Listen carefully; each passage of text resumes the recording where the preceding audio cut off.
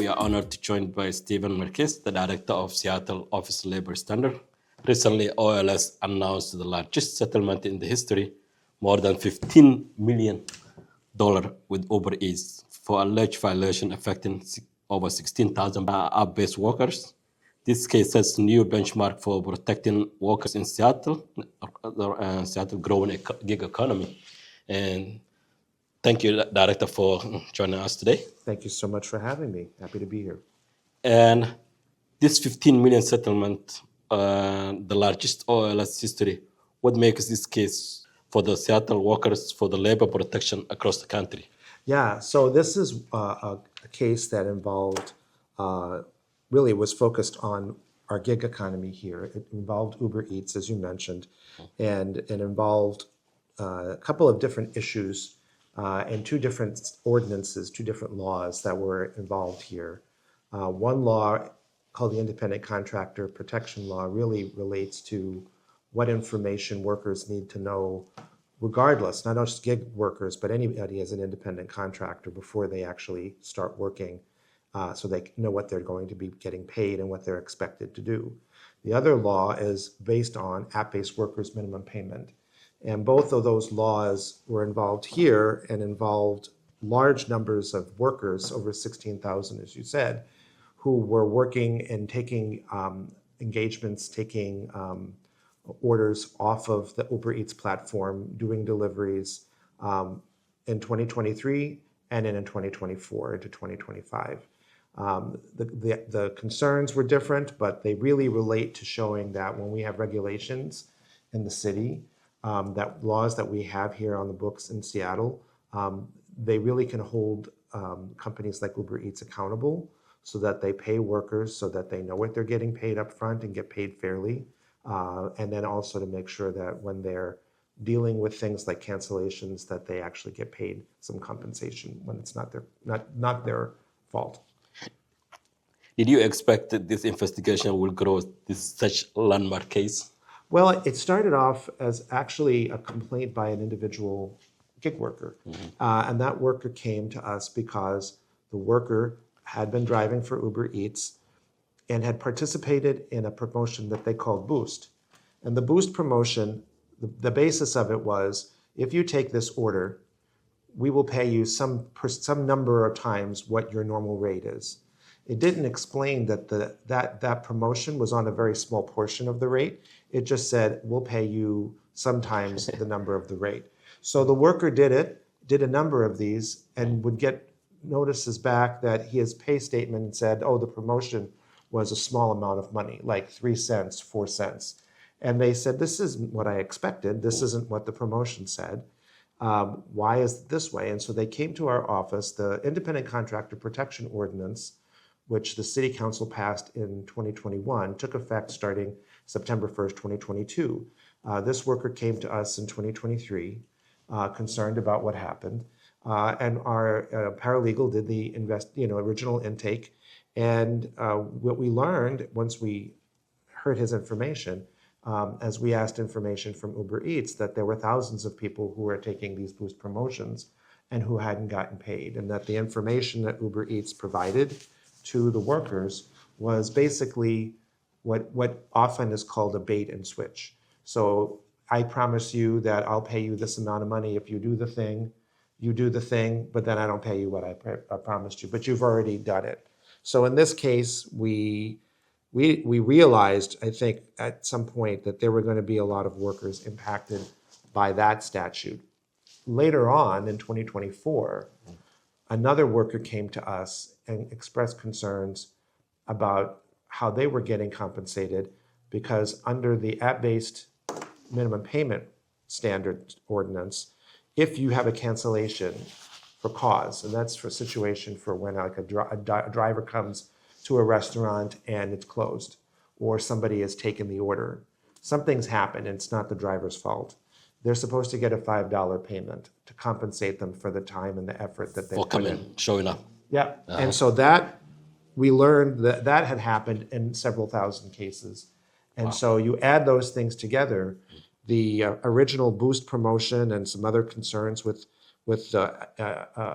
independent contractor concerns, And it was over $13 million right there for those workers. And then there was another $1.5 million in remedies going back to workers for the app-based worker minimum payment claims. So in both cases, we had the laws on the books, we had a lot of workers involved, we had several workers come forward, we could do the investigation, and then we could find out that actually there are a lot of people who are impacted. And more than 16,000 workers are impacted. How quickly they can expect to receive payment, and what difference do you think this will make their daily lives? Yeah, so a few different things. One is, according to the settlement, our settlement with Uber Eats, it stated that the workers must be paid by September 1st. What we have learned, so that's already passed. So what we have learned is that Uber Eats has sent paper checks to many of the workers who were supposed to receive payment. I should say our office is not handling the payments. It is Uber Eats that is doing the payments. That is their responsibility under the settlement. And so if workers have concerns, we are working with Uber Eats so that they can establish a website and contact for workers to contact Uber Eats if there's a concern about getting payment. But by September 1st, workers should have or should be receiving a paper check. And they're sending it to the last known address that they had for the worker. If a worker doesn't receive the check, they should contact Uber Eats and let them know. And if their address is changed, they should contact Uber Eats and make sure that they have their correct address. Okay, that's good. Many people don't know much about Office of Labor Standard until the case like this makes headlines. Can you explain how OLS decides when to step in, investigate company like Uber Eats? So we get cases, people complaints, we do an intake for those complaints, and then we look at what's going on. Some of the cases we realize, well, we don't cover them. They maybe don't work in Seattle, or it was somebody who was not covered, given what they're doing by one of our ordinances. But if there is something, we know that it's a claim that sounds like there's something wrong, and we're covered by those, they worked in Seattle, they're covered by an ordinance. We'll take a look at the number of workers that are involved. We'll take a look at how much money might be involved. In the case of gig workers, because this is a relatively new area for us, we're getting questions about minimum payment, we're getting questions about deactivation, those kinds of things. We're getting a lot more of those claims from people. So we take a look at them. We see, can we get information from the app company? Do we know if we can get records from them to see what's been happening? For us, we want to make sure that we investigate the claims, that we believe that there may be issues, that we get the information from the employer, that our investigators can take a look at those files and then determine if there is a claim, what the damages might be. And in this case, we learned early on that there was a lot of money that was owed to the workers. And when something like that happens, we go to the employer or to the company, in this case, because it wasn't an employer, traditional employer. We say, hey, we believe that you're responsible, and let's try to settle this case. And if we can settle the case like we did here, then we can make sure that the workers get paid quickly or more quickly, and then the employer knows this is what they're responsible for. So we like to do that if we can. If we can't, if the employer does not want to agree, we will write up a finding, basically a statement of what happens that I sign and send out, and it indicates what their liability is. And then the employer is supposed to pay what's there, or they can appeal it through the process that exists, which is through the hearing examiner's office. And so, our office has been resolving most of its cases. We resolve probably 90 to 95% of our cases are resolved in settlement. Every year, we resolve millions of dollars of claims. So last year, it was almost $7 million and for workers. This year, obviously, this is the biggest case. It's over 2-3 times the size of the next largest case. This year. We're going to, obviously, it's a big impact on the community. I think it's also some of it's the nature of gig work. People do gig work. Some people do gig work as their main income. Some people do gig work part-time. A lot of people may take, offers on the platforms. And some people are getting a lot of money. Some people are not getting a lot of money, but everybody's getting something. And regardless, it's money that was owed to them. And so I think our philosophy is that if workers are owed the money, they should be paid. That's the purpose for our labor standards, to get paid what you're owed. And in this case, we're able to make that happen. And that's basically what we're in business to do: educate workers about what their rights are, educate employers about their obligations, and then to respond to complaints and concerns. Yeah, we gotta come for that question. This was OLS' first ever investigation under the Independent Contract Protection Ordinance. Why was this law so important to create? What kind of issue is designed to address? So the Independent Contractor Protection Ordinance is actually it's not a very complicated law. It basically says for anybody who's hiring someone, and I say hiring, I don't mean that they're going to be your employee. It could be someone who is going to do photography for you. It's going to be someone who is going to clean your house.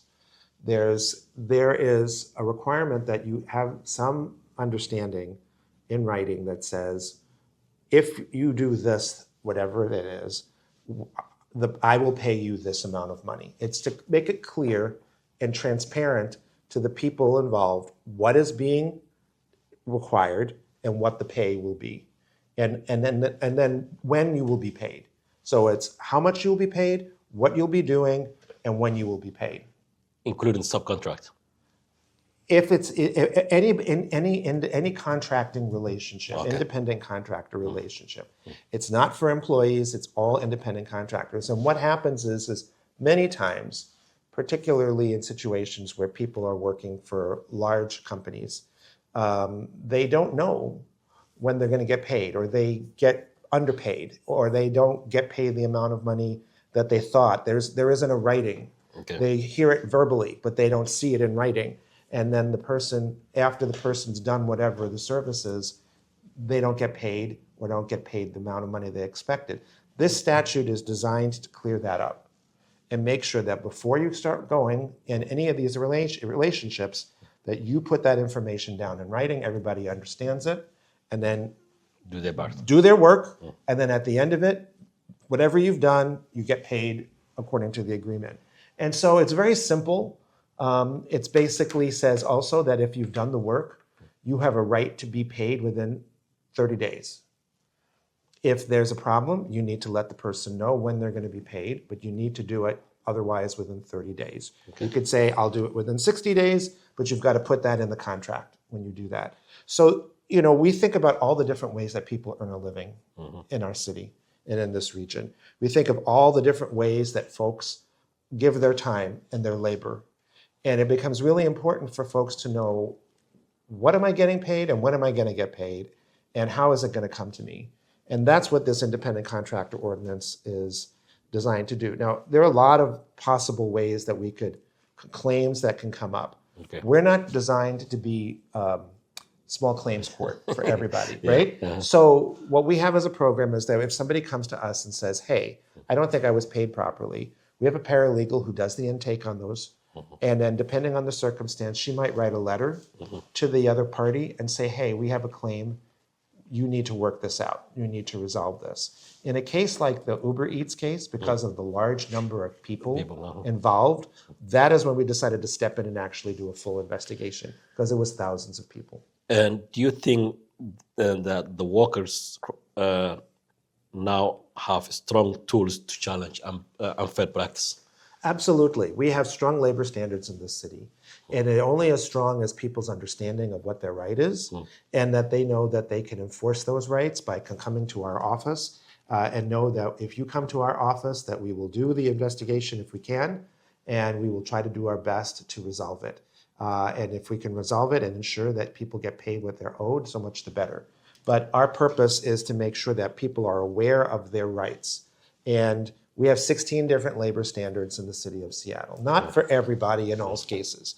Some of those are pretty common, like minimum wage and wage theft. And I know I was with you a few months ago to talk about those. Yeah, we did. And we have access to paid sick time. We have protections for scheduling if you work for a restaurant or a retail company, a big chain or a franchise. We have protections for hotel workers, for domestic workers. And then we have other protections like if you have a conviction, how can they consider using it under the law? So we have lots of different laws, all of which is on our website, lots of materials that are on there. We want to make sure that as an initial thing that workers know what they can ask for, and that they can feel comfortable first raising that issue with their employer or with the company that they're working for. And if not, come to us. Okay. Uber Eats denied the allegation, but still agreed to pay more than 15 million. How does OLS ensure accountability when very large company persists taking responsibility? Yeah. So the one of the ways that we do that is by having a settlement agreement. And part of that settlement agreement, obviously the part that gets a lot of coverage, is the amount of money. But the other part of it is that there are also changes in practice that the company has agreed to do. So they're creating notices now. They're changing their practices. They're informing workers now of what they can expect. They're changing their systems. So for example, one of the problems with the minimum payment ordinance was around the cancellations. Well, their system wasn't capturing cancellations and making the mistakes. One of their conditions is they've got to clean up their systems. They need to inform workers clearly when they're offering a gig, what's going to be paid to the worker. They've had to change the language in what they're providing to the workers to be able to ensure that they're telling the workers accurately how much money they're going to get paid. So there are things like that we can get included because we are creating a settlement with the company. And those change the ways that they operate. And we can do that because we have an agreement signed by me on behalf of the city and the responsible person at Uber Eats. And that's the basis. If they fail to do that, then we have the opportunity to do something about it because they've signed the agreement. How important are individual worker voice and bring the case like this forward? Yeah. Well, I think one of the things that's really important about this case, and I think it's important for folks to understand, as a government agency, we can do things that individual workers would find it hard to do. One, I think a lot of times when you think about a company the size of Uber Eats, they're large, they operate all over the world. If you try to contact them and you try to reach them, you're not reaching somebody who's here locally in Seattle. You're reaching a central office. And in many cases, the workers who were concerned about what was happening to them in this case contacted a customer service, and they didn't get what they needed from that. In the agreements that Uber Eats has with these workers, when you agree to take a gig, you agree to certain things as part of the condition for doing that. One of those things is you waive your right to be part of a class action. You must arbitrate your disputes with the company in an arbitrator's forum. So those provisions make it really hard for workers to individually try to contest what happened. And if you think about it, for some workers, it may be thousands of dollars. For other workers, it may be a smaller amount of money. Each of them individually would have to figure out how to handle this. Well, all those contract provisions around no class action, arbitrate, they don't apply to us as the city. We're not part of that. We don't have to worry about that. So workers can come to us, and if we find that there's a violation of labor standards, we can get relief even though their agreements with Uber Eats might have made it difficult for them to do that. And that is why it's really important to have a local agency like ours working on this. Yeah, and OLS also educates workers, employers about their rights and responsibility. What step in your office taken to raise awareness, especially immigrant and ethnic community who may not know about their protection? Yeah, so we do a number of different things. We have a very extensive outreach program. That outreach program works to reach out to workers to inform them about their rights. We also do work to reach out to employers to let them know about their rights.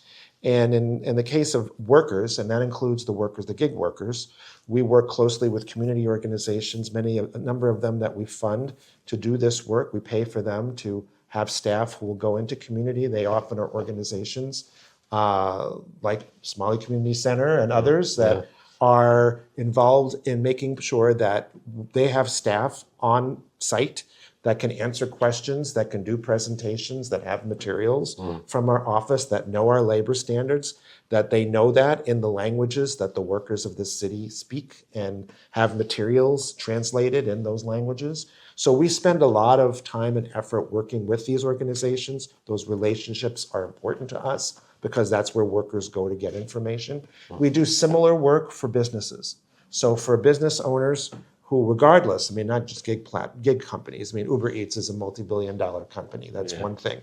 But for just regular, mom and pop businesses, small businesses here, we work with organizations that do a lot of help for small business people, particularly in communities around the city and ethnic communities around the city. And they, like the worker outreach, they have information, staff on site who know the language, who have materials translated, do presentations. All of that is part of trying to make sure that in our community, we have information about our labor laws in those offices and those places where workers go. Seattle has been called a national leader in labor protection.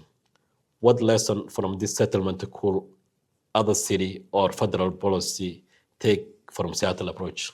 Well, I think that's been the policy of this city and in the legislation that you see and the work that our office is doing, that we really want to have an economy that is working for all of the residents of this city. All the people who live in the city, who are working in the city, people who come to this city and do work in the city, because not everybody lives in Seattle, they're folks from outside.